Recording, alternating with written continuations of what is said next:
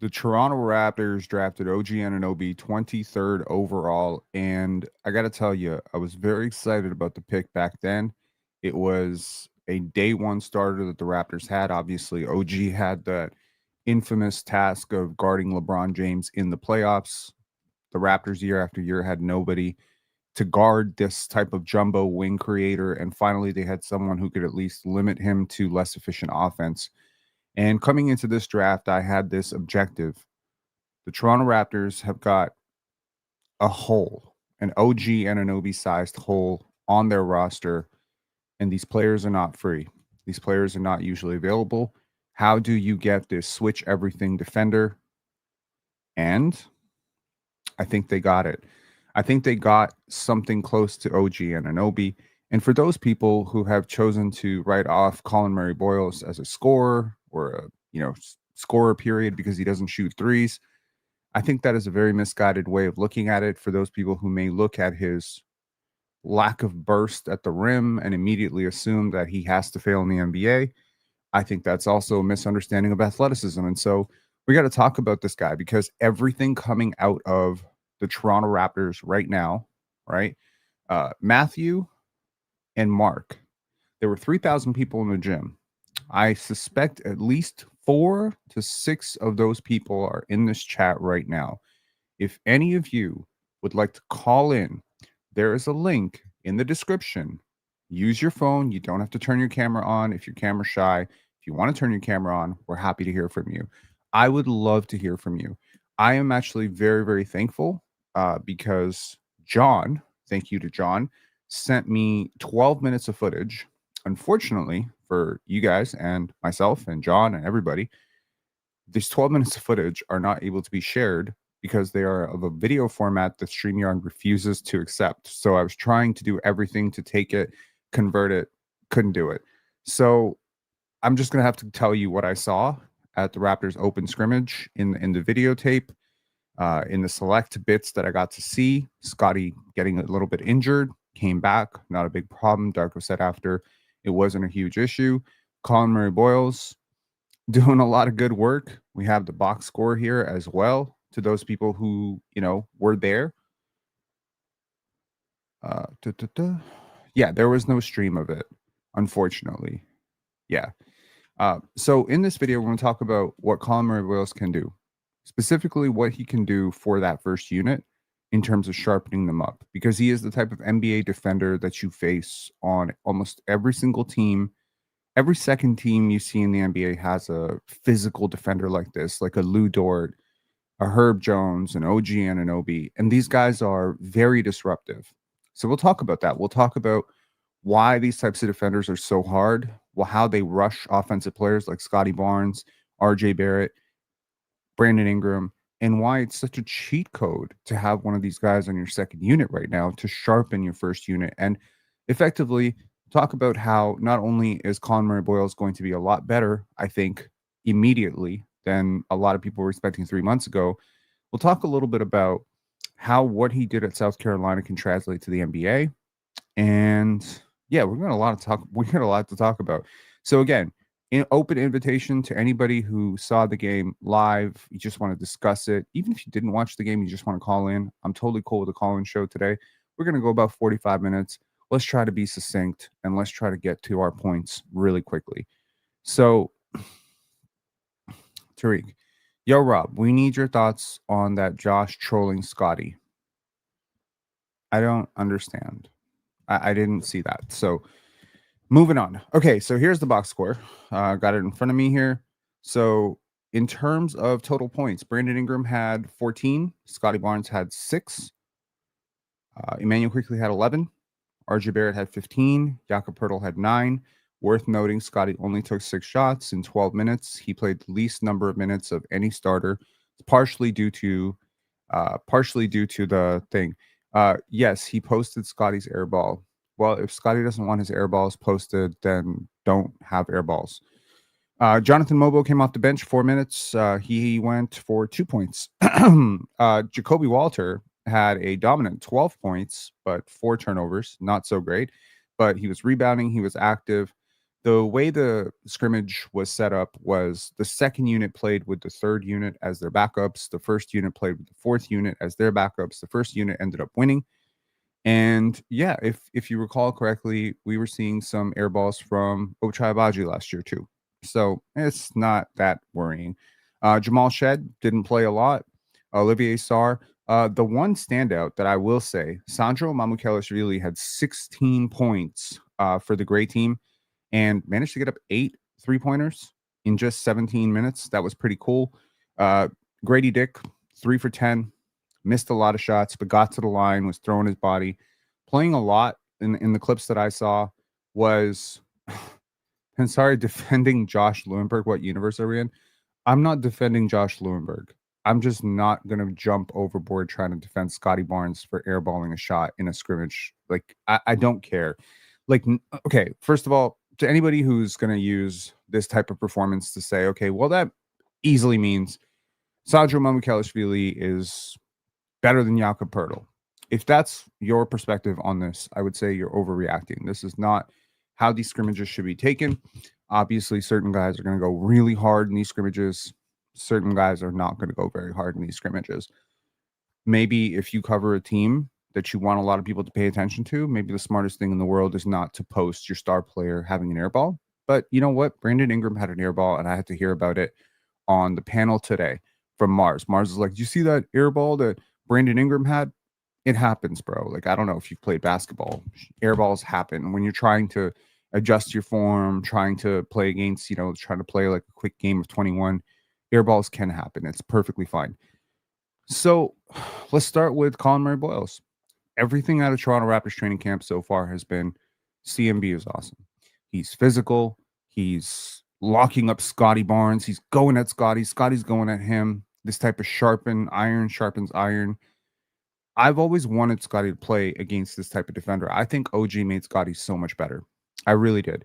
I felt like having those like long defenders like Precious, OG, guys like this, Thaddeus Young, Otto Porter, these are the types of guys you need to play because they're disruptive defenders. So let's just immediately talk about what CMB can do for that starting unit and why these types of defenders are so damn hard to go up against. So CMB may not be a vertical athlete, but he sure as hell racked up a lot of blocks.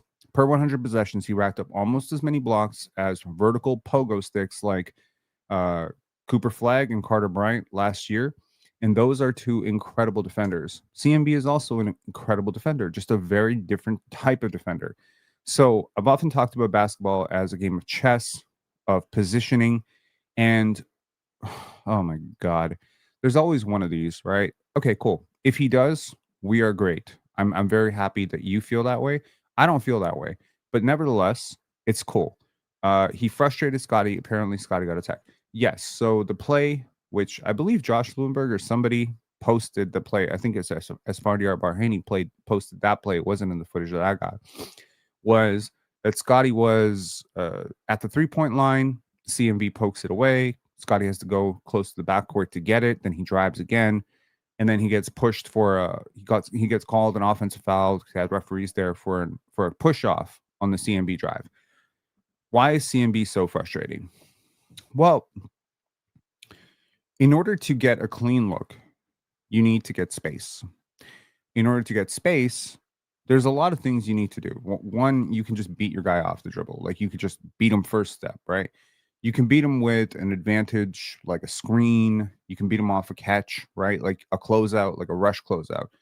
CMB obviously is an incredibly difficult defender to get past because he has 3 things working for him. Number one, well, 4 things actually. Number one, he's extremely smart. So he anticipates very well. He sees the help. He understands where you have space, where he has space. So he court maps exceptionally well on both sides, offense and defense. His court mapping shows up everywhere. Number 2, he has extremely fluid hips and lateral quickness is not an issue. Saw it all the time at, South Carolina where he could switch his hips pretty fast. It's not quite to the level of Jonathan Mogbo, but it's close. It's really close. He has length. So on the contest, the length comes back to How does length help you? It helps you in the passing lanes. As an off-ball defender, it helps you.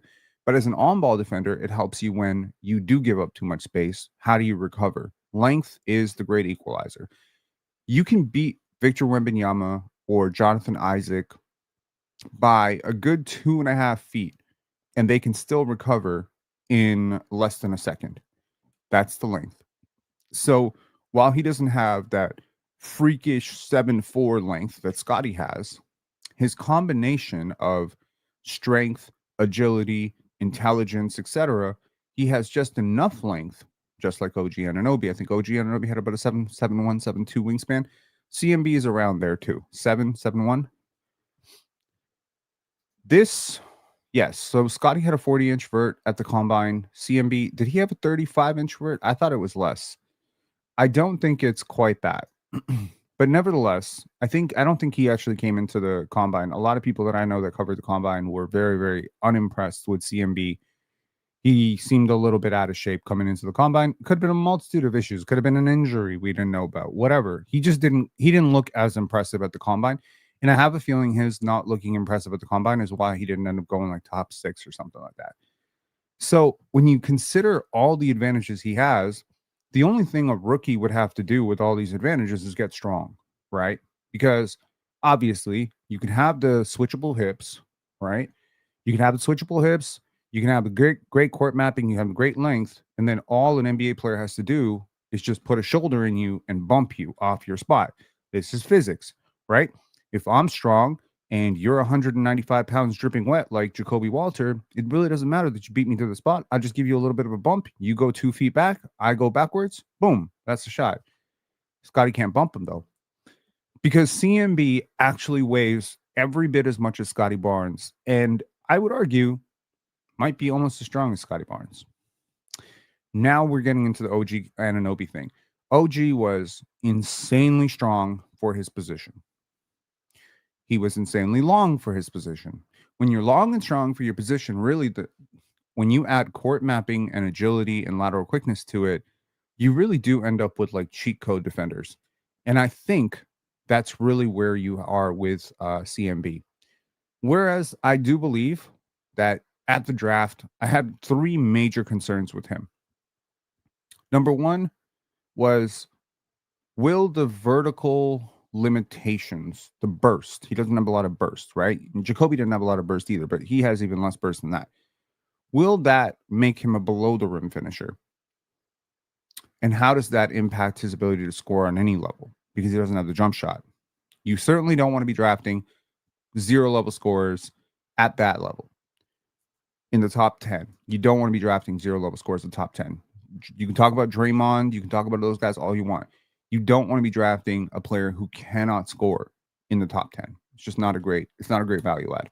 You would have to be the most generational defender, Rudy Gobert level defender, to justify being picked top 10 if you cannot score at all. The second question I had really was redundancy, roster redundancy. Right. You have Mogbo, you have Scottie, etc. And then the third question I had, realistically, was if so much of his game is predicated on him having the ball driving offense, how are you supposed to get usage for a guy who can't score? With guys like Scottie Barnes, Jakob Poeltl on the floor, it just felt like a really bad fit. And I'm here to say I still think the Raptors are a pretty bad fit for CMB. I'm going to be honest. If he was on the Nets, I might have him picked as Rookie of the Year. If he was on the Pelicans, maybe not so much. If he was on the Wizards, I could see a world in which he would possibly go out there, mess around, and win Rookie of the Year. Like, this guy would be a lot higher in my Rookie of the Year rankings if he wasn't playing with Scottie Barnes, Jonathan Mogbo, etc. Like, there's just a lot of roster redundancy. But then he slimmed down. And the CMB that I saw in today's tape is very different than the CMB I saw at South Carolina. He already feels like, I don't know how they got him at 240, and that I don't know what that means for the weight he was playing at South Carolina, but this dude feels a little bit snappier, a little bit faster, a little bit more explosive. And I think this is a good place to say, we don't really know where a 19 or 20-year-old's body goes with NBA conditioning and NBA strength training. We really don't. I think the Raptors did their research on CMB. I think they met with him. I think they got a realistic understanding of how well he understood his own blemishes and weaknesses and strengths. And if he understood that this entire offseason will be devoted to getting into better shape so that he can play out a full NBA season, if he had like the right people in his ear telling him that this is a necessary step for you, if he knew, if, you know, it would be a huge red flag for me if he came into if he came into training camp and he hadn't worked on his jumper all offseason. But from what I'm hearing, he has. And so he was willing to pull one today. I think he even made one, if I'm not mistaken. Like he made a three. So I've heard some people, I caught a little bit of the Hello and Welcome podcast where they said he outplayed Scottie today. From the clips I saw, you can make a case he did outplay Scottie. You could also make a case he outplayed Grady. You can make a case he outplayed a lot of people today. And don't take that to mean he's a better player. He's gonna have his issues, of course. Turnovers were a huge issue last year at South Carolina. Asking him to drive offense with that level of spacing. But I always say there's like a type of player who translates very well to the NBA, and there's a type of player who doesn't. And really, as a college evaluator, as a pro scout, you have to decide which of these is this player. And with CMB, I couldn't decide. I really couldn't. I was like, I know in collegiate basketball, I could make an argument this guy's the best player in the SEC and probably the second best player in the country. I can make that argument with Cooper and him. It was like Cooper, Collin Murray-Boyles. Like those are the two best players in the entire country. But then I'm just like, what does he do when everybody else is just as strong and just as long? What does he do when he doesn't just get to body guys at the rim? But now he's bodying Scottie Barnes and RJ Barrett. And I'm just like, wait a second. What if he just maximizes this? What if he just takes this to another level? What if he just OG Anunoby's it? What if he Zion's it? I'm not saying Zion as an athletic thing, but like there's just a level that you have to get to move NBA players around. And there's no reason to believe that a 21-year-old is done with the strength training. If this guy keeps getting stronger and stronger and stronger, at some point, he's going to get to a point where he's just going to be clamps. And I think he's going to get there sooner than expected. So the reason that a defender like this disrupts your rhythm, frankly, is because they rush everything. They rush everything. Basketball is a game of rhythm. You practice with a trainer. You practice with scrimmage partners. You try to get contests. Grady, Brandon Ingram, all these guys, Jamal Shed, all these guys have been practicing. Scottie, they've been practicing all offseason. So they'll have a defender in place to contest their shots. They'll have a defender who's there to bump them when they're practicing their turnarounds. So when you're an OG Anunoby, a Herb Jones, what you need to ask is, what can I do that their scrimmage partner doesn't do? What can I do? I can close space faster. I can contest a little bit tighter. I can bump a little bit further. When you practice, let's just throw it out there. Scottie Barnes, right? Let's say he's practicing his mid-post turnarounds, a shot that he went to a lot last year. So he's practicing with this, scrimmage partner. I've seen a lot of these clips in Florida. Grabs the ball on the left elbow, takes a little bit of a bump from his defender, turns the other way, issues a little bit of an elbow, and is able to turn and hit the shot. At the point of release, he probably has a good 2.5 to 3 feet away from the defender's hand because he's so big and he's so strong that he's able to generate that 3 to 4 feet of space on the contest. There's a reason why Scottie was efficient in the mid-range last year, is because there just aren't a lot of defenders who can contest that shot. Jimmy Butler couldn't contest it. James Harden couldn't contest it. These guys are very long players, right? And so it takes a very special type of defense to completely shut down Scottie. And he saw it when he went up against Victor Wembanyama. That game in Toronto, not the game in San Antonio, but the game in Toronto where Wemby had 10 blocks in his rookie season. Scottie was so frustrated. He had no counter to it. He just kept turn, boom, Wemby's there. Turn, boom, there's like a deflection. He just couldn't deal with that length.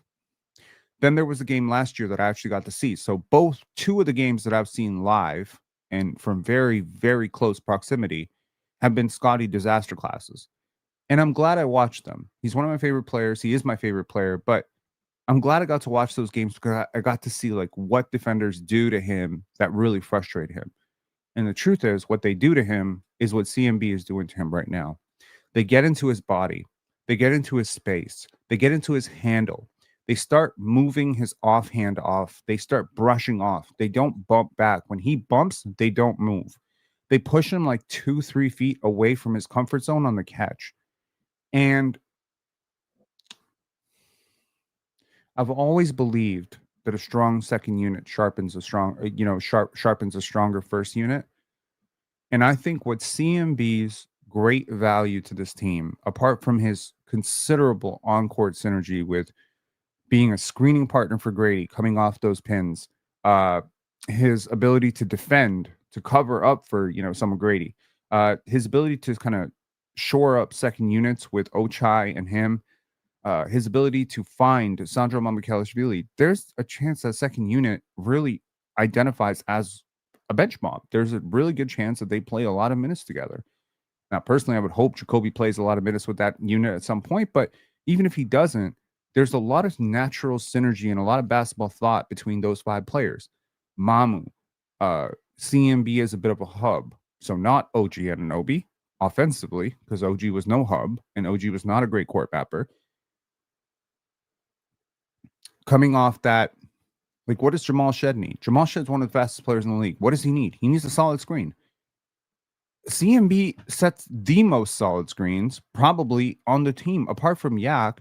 From the footage I saw, his potential to free you up as a screener, his ability in the short roll, like there's just something very interesting about that. And so his sort of natural synergy with that second unit is very much plug and play. Like there's a lot of natural synergy between him and Jacoby, him and Grady. He glues it all together. So there's the Draymond part. Then he steps into the starting lineup, maybe to close out a game where RJ's not having a great game or IQ's not having a great game. Let's just be honest. Or Jakob's not having a great game. I think for those 3 guys, because let's just be honest, Scottie and BI are closing games. Those 2 are locked, right? Those 2 are 100% going to close every single game. You need one on offense, one on defense. Those 2 are locked. There's no game in which those guys are healthy and one of them is on the bench. But does CMB become this sort of utility knife that a lot of great teams have, where he just plugs in for the starter who doesn't work on a given night? We need to stop. RJ, go to the bench. We need a rebound. IQ, go to the bench. We need mobility. They've gone small. Jakob Poeltl, go to the bench. CMB becomes the glue of the starting lineup now in a closing lineup. And I think that will be a huge utility add as well. Where he differentiates from OG really is the core processing. How many times have we seen OG Anunoby? And granted, OG had a lot of issues with his limited role here. As a huge OG fan, as someone who would never, ever say something bad about OG, can we be honest and just say that very many times his drive started one way and then he noticed that there was a defender coming that he didn't see before, and then he would turn, pick up his dribble, make some awkward ass turnaround and fade away for no fucking reason whatsoever? I think we can all agree OG Anunoby had some issues driving offense. And through 2 years at Indiana, I think the best he ever got was like 25 points per 100 possessions on like 23% usage. He didn't have a great handle, so that's one big thing. But more than the handle, he didn't have like that smoothness to his game. Everything was very much like grinding gears with OG. It was very robotic. Some of the things that people say about Scottie, that's really what people said about OG. His handle just wasn't dynamic. And even though he was a solid athlete, a really good athlete, a much better vertical athlete, you could say, than CMB, there was a lack of proprioception, a lack of fluidity to what he did. I am releasing a video tomorrow, which is my interview with AJ DeBonce's trainer, in which we go into great depths on proprioception, athletic advantages, and how players like Shai Gilgeous-Alexander find advantages, even though Shea himself is not the most explosive athlete. How does Shea do it? Not saying Collin Murray-Boyles is Shea. Please don't misquote me. But there are similarities. There are a lot of similarities. To those who don't know, proprioception is an ability to gain feedback from your environment via your body. An example of proprioception would be how Shea manages to avoid defenders' feet when he gets into the paint. Another example of proprioception would be how Kawhi Leonard is able to feel the balance of the defense even though he has his back to the basket. Michael Jordan is another example. Kobe Bryant's another example. The greatest players of all time have some of the greatest feedback on their body. And a lot of this feedback results in what you call fluidity. Kyrie Irving is another great example. So we look at players like that. I think Collin Murray-Boyles is probably a good example of proprioception. I would have been very curious to ask my interviewee. I should have asked the question if he'd seen Collin Murray-Boyles and if he had any thoughts on CMB's proprioception. But I actually seem to feel very often when I would watch him play, starting to think there's like a play that comes to mind with him at South Carolina where he will bump into his defender and his defender absorbs the bump. He feels the shift and he spins off of him. That's an example of proprioception, right? Drawing fouls comes down to proprioception. A lot of the stuff comes. Yes, Mike P saying OG was injured a lot. That is a reason. One of the reasons why he was injured so often is because his feet and his hands just weren't connected. There was a lack of connection. If you would like more proprioception in your life, squat. Do squats. Do barefoot training. Get on the ground and take your shoes off and start walking on concrete. Walk on turf. Walk on rocks. This is how you gain feedback. Your body is like, fascia and nerves, and most of our bodies are numb. We don't get feedback from our environments. And so we are trying to mimic movements. But the thing is, basketball, there's no two basketball games that have ever been played in human history that have ever been exactly the same. And so again, when you bump into a defender, you don't know when the second defender is coming. This is not a simulation. This is not practice. This is not scrimmage. So I just think, in terms of projecting what CMB can do, it would be impossible for me to imagine a situation where he's not the future starter of this team. It's just, I'm starting to think his defensive impact is going to be like on day one. I think he's a better defender than rookie Scottie, and I don't say that lightly. Like that's a really big statement because Scottie was awesome as a rookie. I think he's a better defender than Scottie as a rookie. He's just bigger, not bigger in terms of like length and hand size and all that stuff. He's got a little bit more switchability to him. He doesn't have that like vertical pop where he's going to chase down a defender and block it like Andre Iguodala. He's not going to do that. But in terms of just being multi-positional, he's a year older. That helps. About a half a year older. He's young for his class.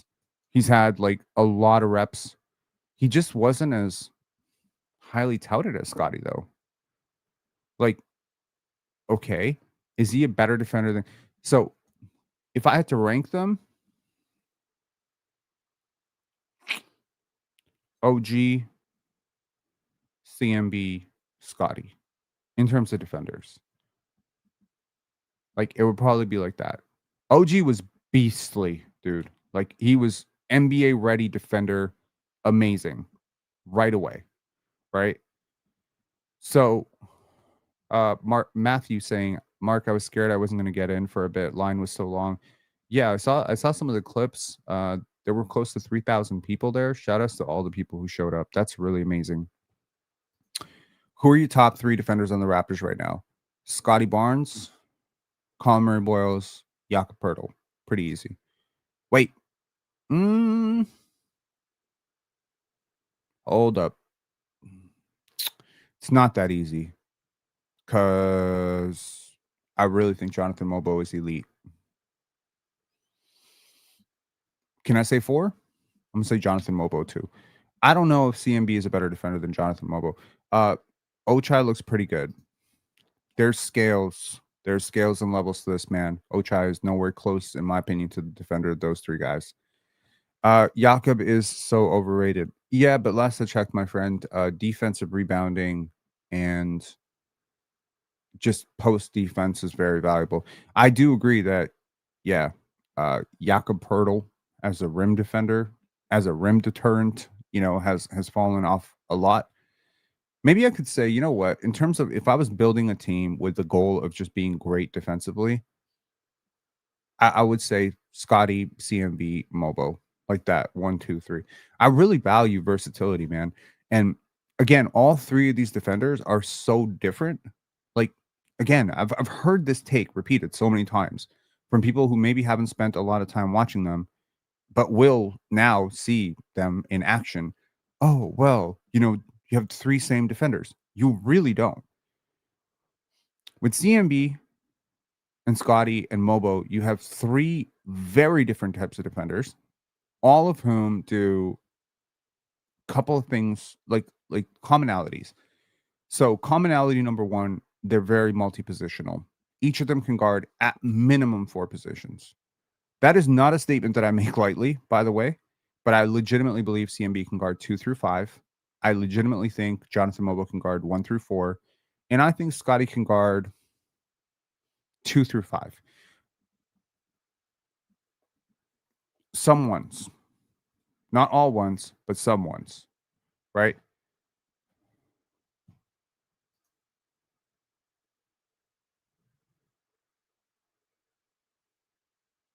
No.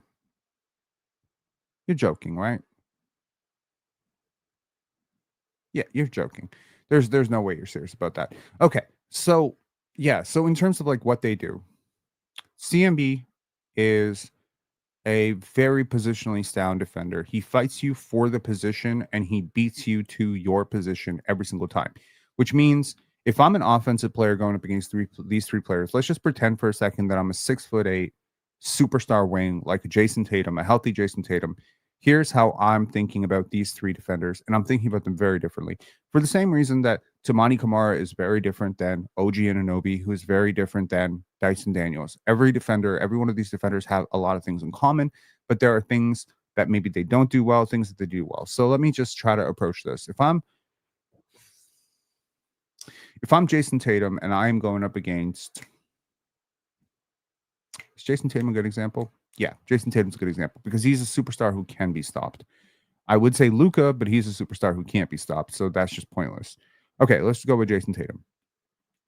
So if I'm attacking Scottie Barnes, right? He's extremely strong, so I'm going to try to spread him out into space. I'm going to take him as far away from the basket as humanly possible. I'm going to try to use a screen to get away from him because without a screen, I'm really not going to shake him off of me. And then he doesn't foul, right? So I'm not going to do the foul baiting stuff. I'm not going to be able to manipulate him because he's extremely practiced, very good defender, very good arms, very good hands. So I'm just going to try to do my work with as much space as humanly possible. I'm going to utilize screens. And then I'm probably going to end up settling for a mid-range jumper off one of those screens. With Mogbo, I think I'm going to have to bring him lower into the defense. I'm going to have to get him closer to the basket. So I'm probably not going to be trying to shake him on the perimeter.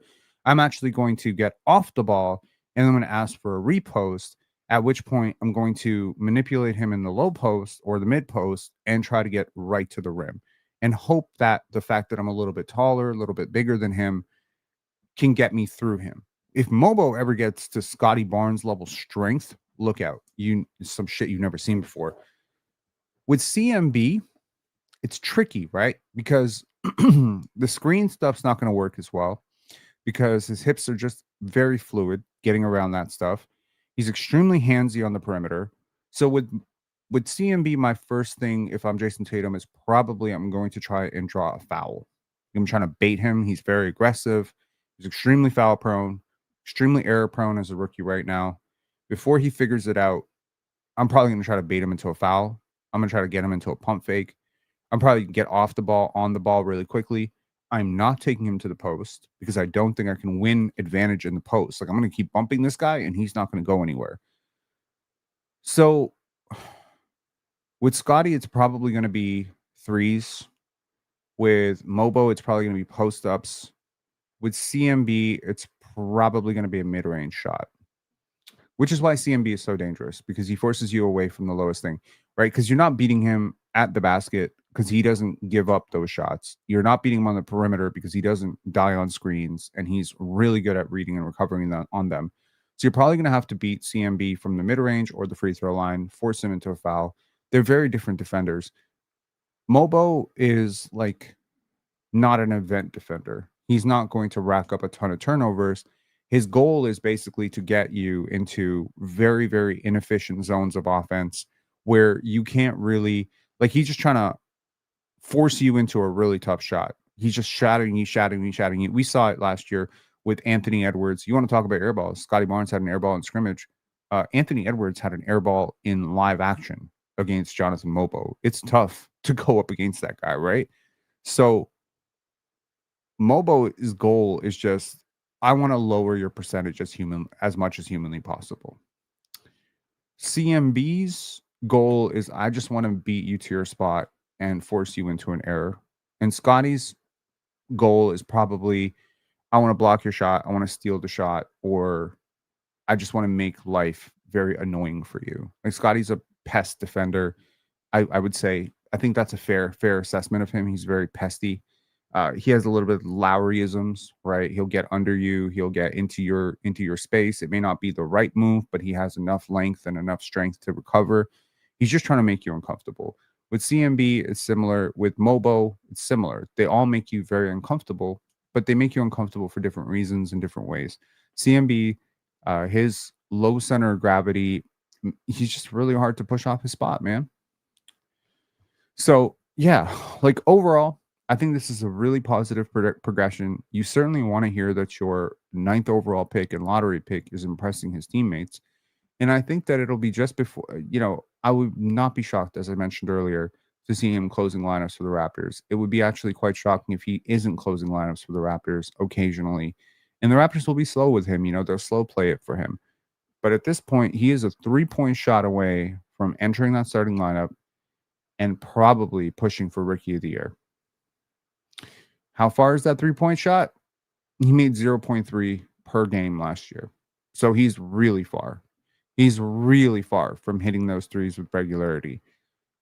But there was enough scrimmage stuff this year in the offseason. There was enough tape. There's enough of a progression here to assume if he hasn't done it yet, he's going to do it someday. And while I'm not projecting 37, 38, 39% three-point shooter like OG Anunoby,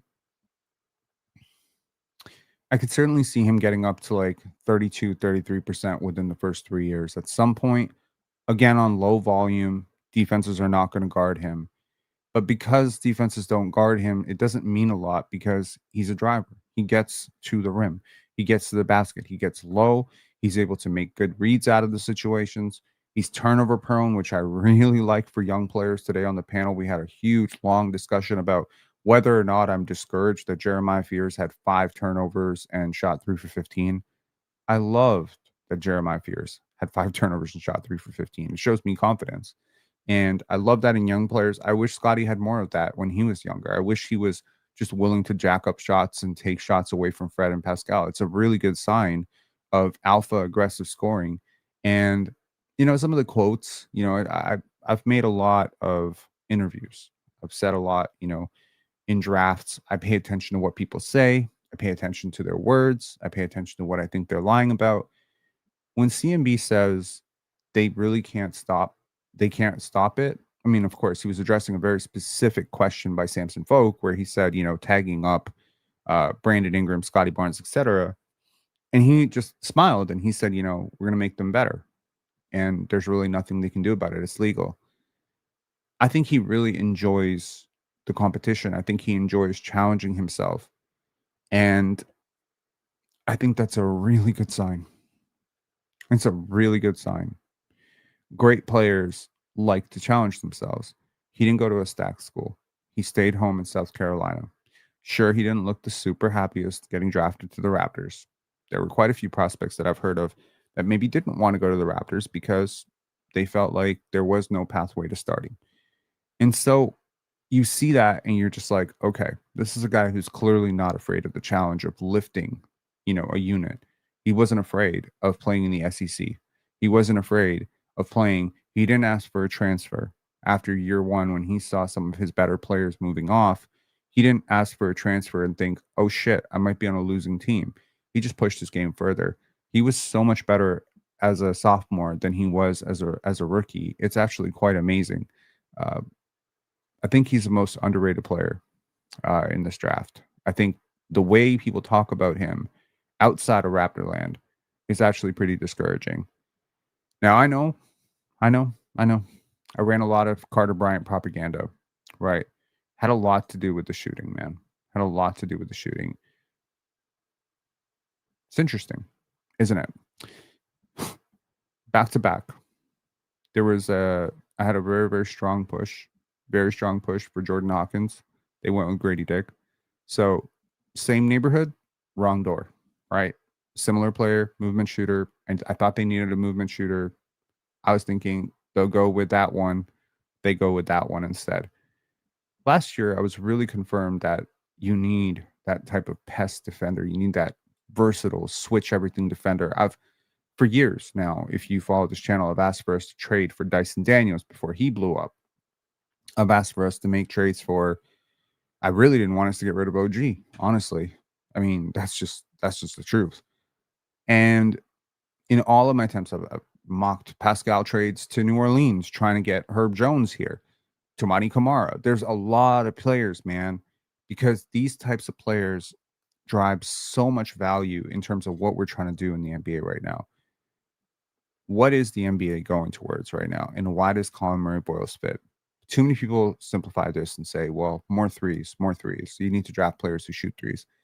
While I agree with that, the NBA is also going towards more physicality, more pressure,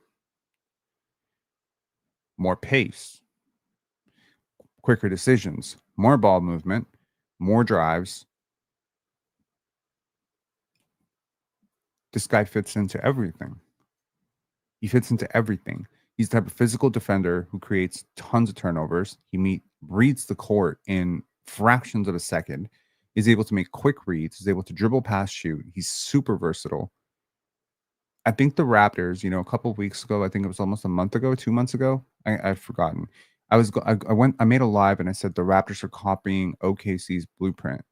And Collin Murray-Boyles is like the quintessential OKC player.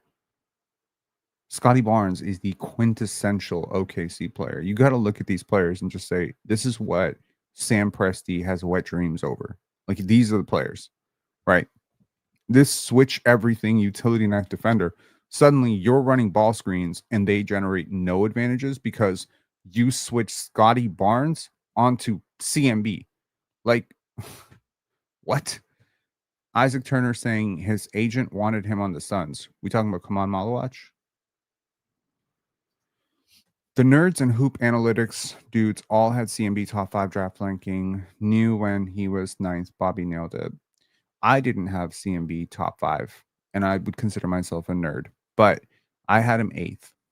And it was largely like because I was trying to construct the Raptors board. But that being said, in the previous year, I had him top 2, top 3 in the previous draft because I was sure he was going to come out. And it was really between him, Steph Castle, and Zach Reese-Shea. Those were the 3 guys that I was looking at the top of that draft. Reed Shepard a little bit. Alex Sarr wasn't super high on. But yeah, like, I mean, again, you never know when a guy gets to the NBA what he's going to be able to do. But it seems like nice one saying, I thought Kaman was our guy, but I've come around on CMB. I got lower and lower on Kaman as the season went on. Early on, I was like very high on Kaman. Later into the season, I started to sniff through it. I'm like, you know what? I don't like how this guy reads the court. And look, the highest upside guy maybe in this draft is definitely Cooper Flegg, given his age. He won't turn 19 until December. Beyond that, if you were talking pure upside, if we had to just rethink absolute maximum, what's the best this guy can be, it's hard to argue a CMB who shoots is not top 6. It's really hard. I think Jeremiah Fear's ability to drive offense, if his jump shot ever comes around, is crazy. In theory, I think Carter could be like the best defender in this draft, but that's just bias at this point. ESPN News KD saying, on the side note, Scott's turnaround J today was butter. Form and fluidity was beautiful. Let's take a look at it, actually. Hold on one second. I will pull this up for y'all because I think I shared this on X. We can take a look at some of the clips.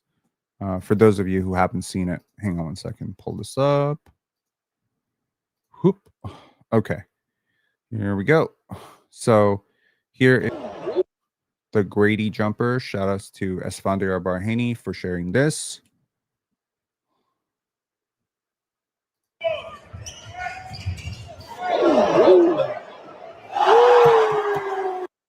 Dude was pulling it, man.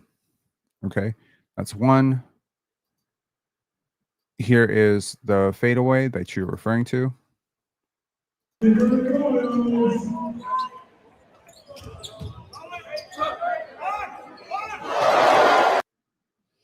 Okay, hang on one second. Got to break down the shot farm.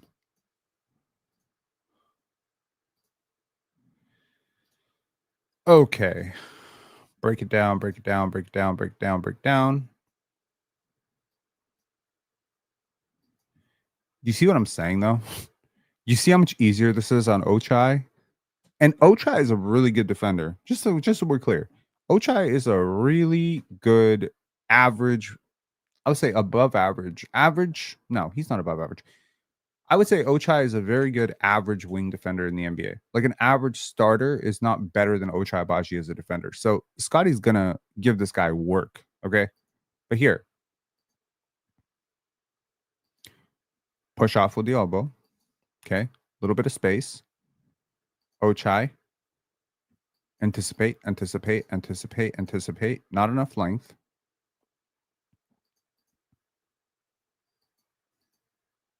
Grady rear contest, foul for no reason. Trying to get out of the way.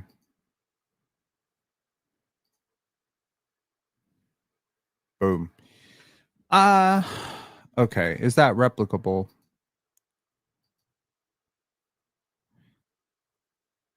Okay.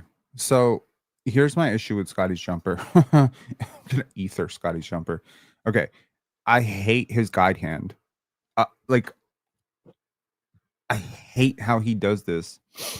He got the right hand is work, bro. I don't think I had a scout reach out to me yesterday because I was breaking down Scottie's jumper on IG, and he reached out to me and he's like, "God bless you for doing this," because a lot of people really don't understand jump shooting. And if there's one thing I can tell you about basketball, it is jump shooting.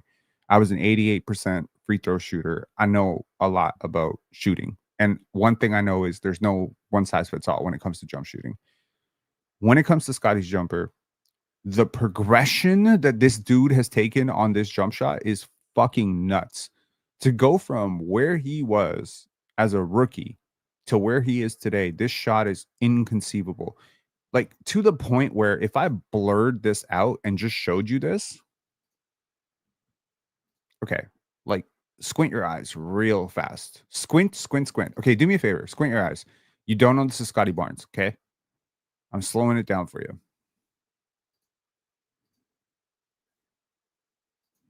Dude, squint.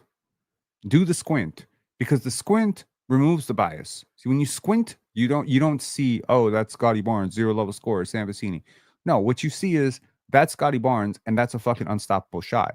It looks like LeBron, it looks like Kawhi, it looks like Tatum. Exactly. That's the point. So that's what you see.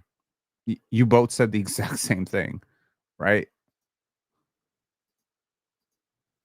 Yeah. So that's my point.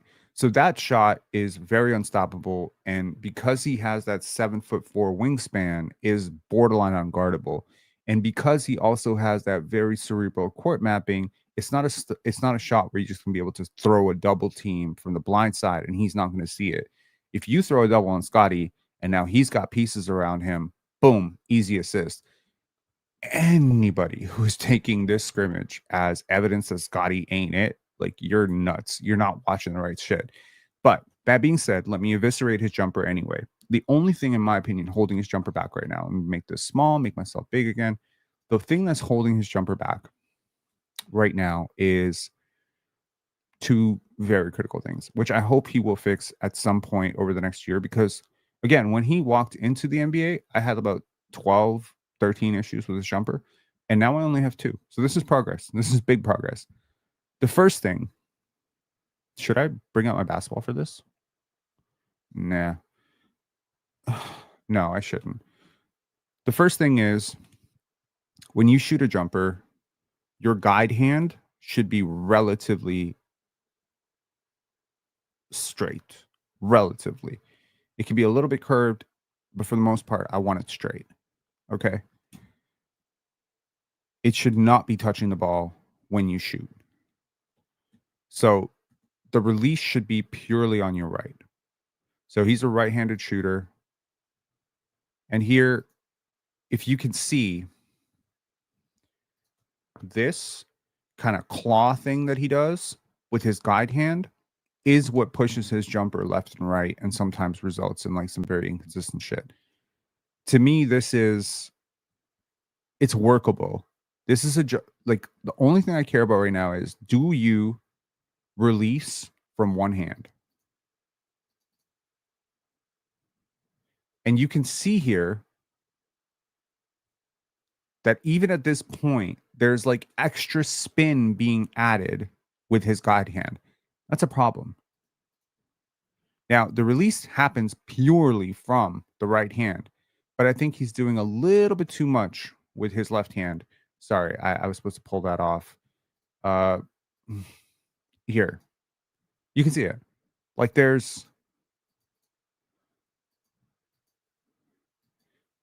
it's not terrible. It's not terrible, but it's not great. So there's just like, it's close, man. He's so close. Like, people who think he's never going to be able to shoot are really, like, I don't think you understand jump shooting. Like, he's going to be fine. The second thing that really bothers me on his set shots is he has a tendency to sort of flick his head right, bring his elbow out a little bit too much. And then when he flicks it, there's like a tendency to go into his elbow. Like, I just think it's a little clunky. Maybe the third issue, if I could nitpick a little bit, his exceptionally long legs result in some very awkward foot placement at times, which can be a little unconventional for a jump shot. So yeah, I mean, there's really different ways to do it. Steph Curry shoots on the way up, one motion. Grady shoots two motion, sometimes on the way down. A lot of fluidity there. Dražen Petrovic. Peja Stojakovic's jump shot is not how you would ever teach someone how to shoot, but he became great at it. Consistency is important. There's certain principles that hold true for all jump shooters, and all good jump shots must come off of one hand and have as minimal movements as the athlete's body requires. That's really what it is. Everyone has different injuries, different injury history, different arm length. How can it be one jump shot fits all? You can't look at Klay Thompson and say, well, Scottie Barnes doesn't look like Klay Thompson, so he's never going to be a jump shooter. That's stupid. Okay. Obviously, bigger hands, longer arms, longer legs. Every one of these things that helps him on defense also hurts him as a jump shooter.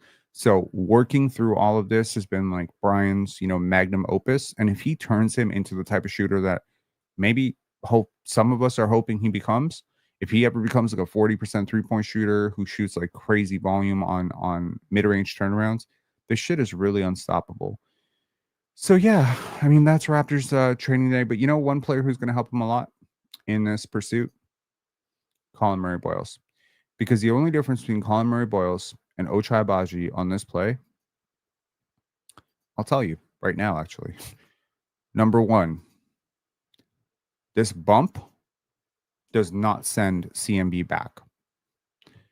Number two, you wouldn't catch the ball this close to the basket if it was CMB. So the seal, that initial seal, look at this right here.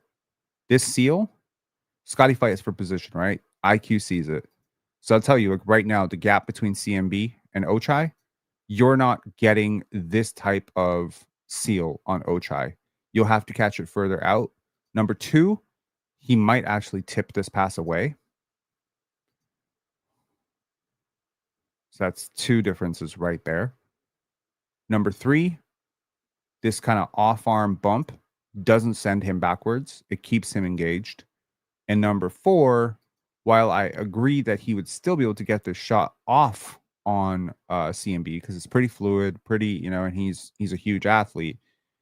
I think the separation, let's just see the separation at the point of release. So when he releases it, Ochai does contest it. He does get an arm up. Hang on. We're doing a lot of work for one Scottie jumper, huh? So that's the point of release right there. We got about 2 feet.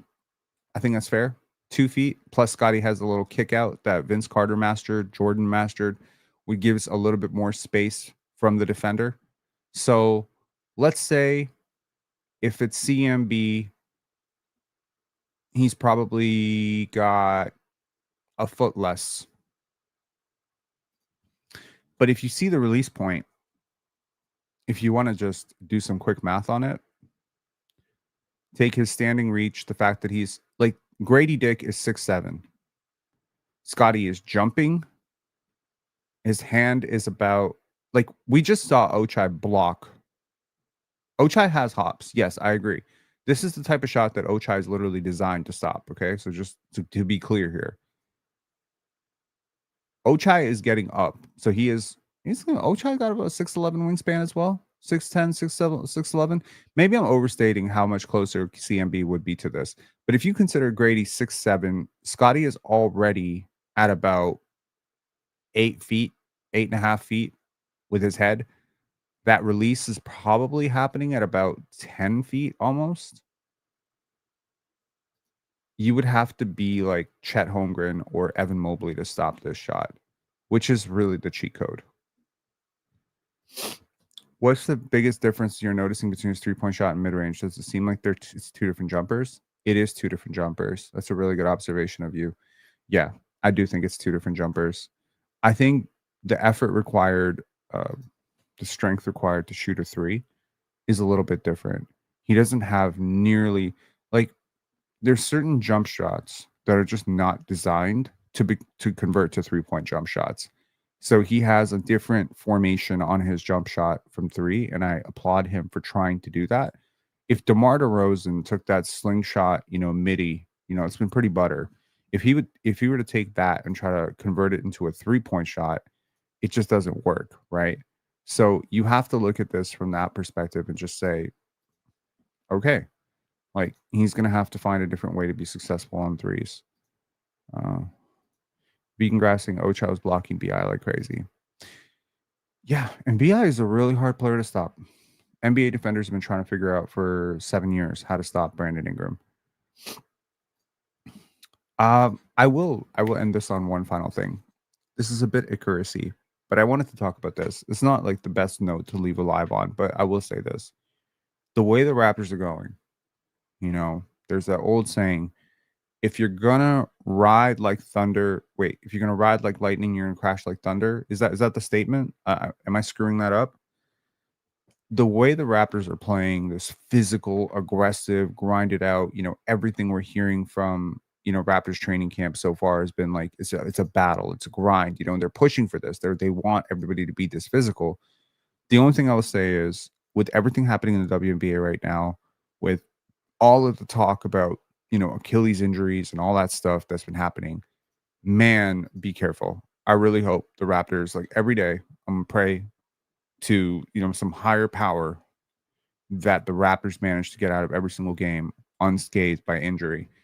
And speaking of the Toronto Raptors, I will try to introduce a little bit more trivia because I like to give people something. I like to give people something at the end. We'll be like, hey, I learned something very different, and this guy didn't just ramble into a mic for a good hour. This is where your Toronto Raptors come from. And this is interesting to me because the Raptors under Masai Ujiri were very international. The Raptors under Brian Colangelo were very international. And here, you're not very international anymore. You're very North American. So not only do the Toronto Raptors opening night roster, for the first time ever, by the way, feature 4 guys who were top 10 picks. This is where your Toronto Raptors actually come from. And I guarantee you, nobody knows all of these. Okay. Jakob Pertl comes from Vienna, Austria. RJ Barrett, shout outs, Toronto, Canada. Scottie Barnes, West Palm Beach, Florida. Brandon Ingram, Kinston, North Carolina. Brandon Ingram, Havre de Grace, Maryland. Uh, Collin Murray-Boyles, Columbia, South Carolina. Jacoby Walter, Dallas, Texas. Jamal Shed, Austin, Texas. Grady, Wichita, Kansas. Ochai Baji, Milwaukee, Wisconsin. Sandro Mamukelashvili, who spent a lot of time in Georgia, but ultimately was born in New York, New York. Garrett Temple, Baton Rouge, Louisiana. Jameson Battle, Robbinsdale, Minnesota. Jonathan Mogbo, also West Palm Beach, Florida. And then your two-way guys, Ulrich Shamshi, Bafang, Cameroon, Chucky Hepburn, Omaha, Nebraska. Shout out to Warren Buffett. Elijah Martin, Summit, Mississippi. AJ Lawson, Toronto, Canada. Olivier Sarr, Niort, France. I'm not sure how to say that. Is it Niort or Niort? I've never been there. David Roddy, Minneapolis, Minnesota. And Jared Roden, Baldwin, New York. I will say this, though. Interesting to note. A little bit of an interesting tidbit. David Roddy played with the 3rd unit. AJ Lawson played with the 4th unit. I don't know if this is something, nothing, or everything, but I'm a big David Roddy guy. And I understand AJ Lawson put up a lot of points today. I understand he put up a lot of points last season. But on a team with Jacoby and Grady, I wonder if David Roddy is probably the smarter choice for, someone like that. EG saying there was a clip of Scottie cooking CMB. Oh, that's going to happen a lot. But I mean, shout outs to the Rook that he is willing to take on the assignment of guarding your overall best player. That's amazing that he's willing to attack BI and Scottie in practice. One, it's just going to make them sharper. You're not going to go up against a 240-pound behemoth with a 7-foot wingspan on every single team. And so when you go up against a guy like CMB in practice every single night, just like when DeMar DeRozan and Fred, and Kyle Lowry going up against Fred VanVleet and the bench mob, like iron sharpens iron. I believe this is a huge, huge part of, teams without depth. Think about those 2021, 2022 Raptors. Who were they going up against? Who were Fred, Pascal, OG, Scottie? Who were they going up against in practice? Malachi Flynn? Was Malachi Flynn sharpening Fred VanVleet? I'm so glad we have depth, man. It's great. Scottie's burst looked way better from the clips of his scrimmage. Scottie is coming into this season in a really good shape. Like, he is in great shape. He's in great spirits.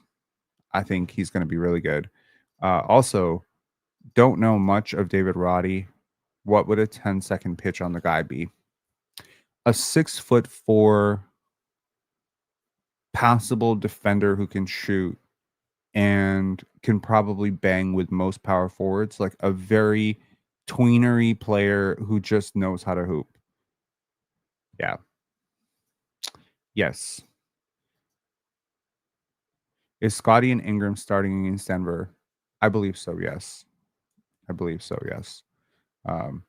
That game, October 6th. Today, October 4th. The Toronto Raptors are 2 days away from playing basketball. I will have you covered for it. I can't wait. Shout outs to CMB. I can't wait for him to lock the shit out of Bruce Brown. I can't wait. I've been talking a lot of shit about Denver's second unit because they got Bruce Brown on it. And I'm just not a Bruce Brown fan for whatever reason. It might be his cowboy hats. It might be some of his comments.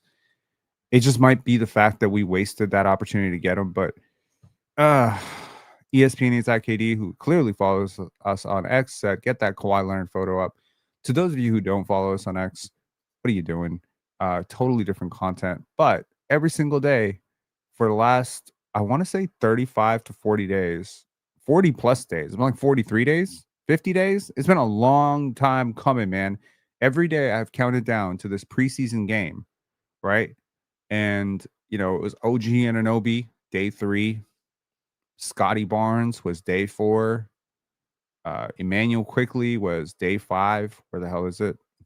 definitely between all the WNBA talk. Scottie Barnes was day 5. Uh, sorry, Emmanuel Quickly was day 5. Jermaine O'Neal was day 6. Obviously, my day 7 was Kyle Lowry. What the hell is it? I wish there was a way to organize this. 7 days until the Toronto Raptors play basketball. And my day 8 was who was my day 8? Am I remembering this correctly? Who the hell was Ocho? Yes, Jose Calderon. Yep, 8. And then I think my day 9 was RJ Barrett, right? Please tell me it was. Did I snub RJ? I hope I didn't. Oh no, I did. I'm so sorry. Fuck. Yeah, I love Surge. Okay. Hey Rob, is Paul Millsap a good comparison to CMB?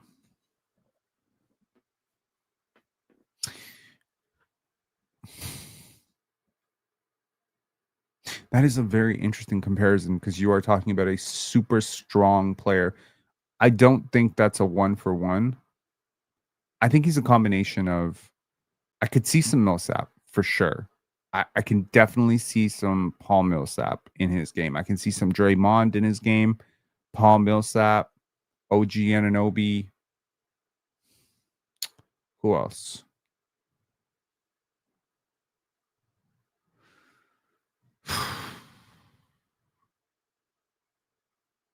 Yeah, it's those guys. But Paul Millsap is a really reasonable thought. Like it moves in the right direction. Barkley was a super fucking athlete, man. Charles Barkley was a run, jump, freak athlete. This is little bit like me comparing Jacoby Walter to Latrell Sprewell. Yeah, there might be a play or two where it's like that, but yeah. CMB mini Bosch lefty gang. Please don't compare him to Chris Bosch. My God. Shades of Randall with the bully ball, but I don't know if that's lazy. No, it's not lazy. I was actually a pretty big fan of Julius Randle coming out of college, and I thought he was going to be a hell of a lot better than he really was. So, yeah, I think all of this is true. And look, man, I don't want people to think athleticism is locked in because that you can't jump very fast or whatever. I think CMB will continue to become a better athlete. I think if he's smart, there's a lot of things that influence athleticism, but obviously, like strength training, NBA training, bands training, the things that Alex McKechnie specializes in, balance, coordination. You just become more coordinated as you inch towards 24, 25. You become a lot more coordinated as a human being. So I'm expecting CMB to become a better athlete as he gets to 22, 23, 24. What's your thoughts on NBC coming back to the NBA? Finally, finally, I'm very happy. NBC was a huge part of my childhood watching the NBA. So just for nostalgic purposes, I'm very happy to hear it. All right, man. I'll talk to y'all later. Have a great one. Please like this stream and a big shout out to our subscribers and our members. Thank you so much for supporting us. I will say a big thank you to our VIP members, without whom, really, like the last month financially just would not have gone the way that it did. Susan Garrett, Springer, Stanley WK, Pepperjack, Karen Hall, Apex Glass on, Courtside 6, Disc Revered, and ESPN Needs IKD. And shout out to our 6 new members from yesterday. Thank you very, very much. Pat McCall will be diming Mogbo in the 905. Man, I think it would be really sad if we didn't at least for a few minutes in the preseason get to see CMB, Mogbo, Scottie. I just really want to see that. I really want to see that unit. I don't know why I want to see that unit, but I really want to see that unit. I want to see that unit wreak havoc for a good 4 or 5 minutes of just pressure, pest, everything. You put those 3 players together, that's an impenetrable like 2-3-4 or 4-3-4-5 type of unit. And just yeah, if you put Jamal Shed and Jacoby Walter with those 3, I think that unit could be crazy. Like that unit may be struggling offensively to score, but I don't think the other team is going to score 88. Like it's tough. All right, talk to y'all later, man. Peace.